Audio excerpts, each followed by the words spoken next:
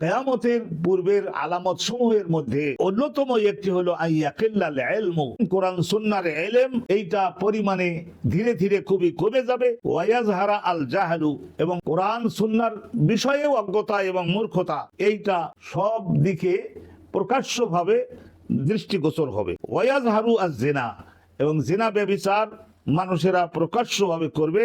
ওয়া তাকসুরু আন নিসা, নারীদের সংখ্যা পুরুষদের সংখ্যার তুলনায় হবে অধিক। ওয়া ইয়াকিল্লু আর রিজাল, এবং পুরুষদের সংখ্যা হয়ে যাবে কম। এটা জন্মহারের মাধ্যমেও হতে পারে, যুদ্ধের মধ্যে গিয়েও পুরুষেরা বেশি ধ্বংস হয়েছে তাও হতে পারে।